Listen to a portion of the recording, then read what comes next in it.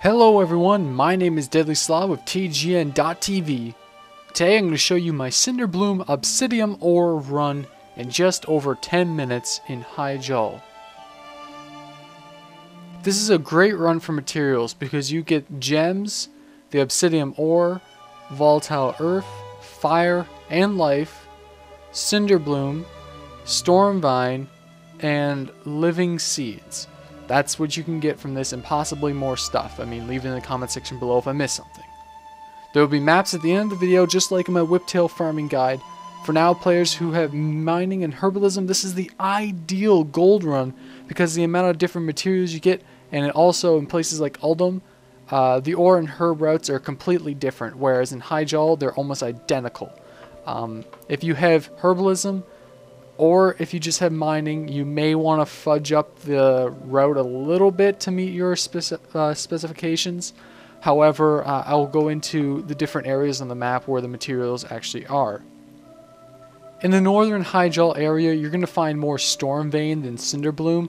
It still sells really nice, but if you're going just for the Cinderbloom, there will be a separate map at the end of this video in blue that represents that run. But right now, we're taking the route that goes all over the map, which is great if there's a lot of farmers out at the same time.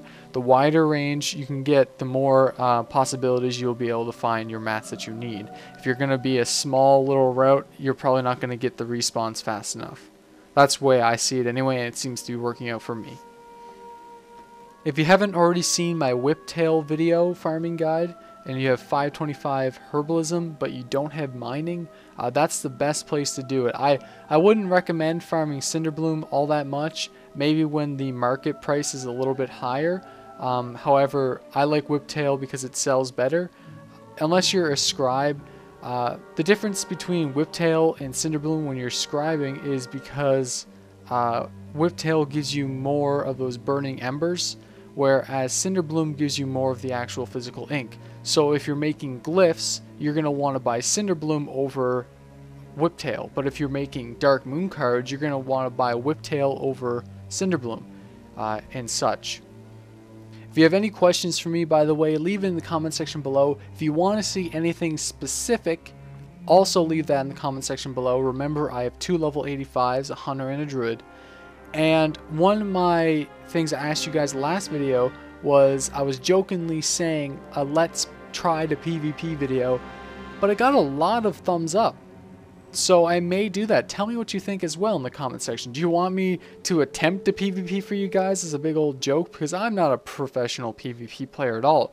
I do great in Battlegrounds, yes, but what player doesn't? If you don't do semi-well in Battlegrounds, there's something wrong with you. Everyone plays well in Battlegrounds, or they should anyway. It's just kind of like pew pew pew this, and maybe CC some guys here if there's a healer. But other than that, whenever I play Battlegrounds, it's just a big slaughter fest. Everyone kind of like jumps in there and kills things. Shoot stuff with my bow. That's what I say when I'm my hunter. So we are in the lower section of Hyjal, and this place is great for Obsidium and Cinderbloom. That's the majority of the stuff you'll find in this area, and that's the money makers right there. I know Stormvine goes for a lot, but you'll probably sell the Cinderbloom and the Obsidium a lot more. And I'm also cat spec this time, so I'm not having any problems when I get aggro. And the run is just about over. It could have been a little bit better on my end, however, it's suffice to say that it was a good run. I got a lot of materials, and I'll show you that in a second. Alright, so that's the end of the run. I seen a mining vein and Cinderbloom, so I was like, well, I'm going to go try to get that. Of course, I'm an idiot. I aggro this guy, so I kind of put some bleeds up, hoping he'll die faster, and then mine that ore, and then we're going to show you the goods. But like always, I like to show you the map first. It's just the way I go. So here are the 2 maps that I recommend. The first map is the route we did today. It takes up most of Hyjal, so it's not bad if you want to get the Stormvane and the Cinderbloom and the Obsidium, but if you're just going for the Cinderbloom, there's a separate route that I recommend. So here's the alternative route that I was talking about in the blue. It's not the route we did today, however, you probably will be more successful doing this.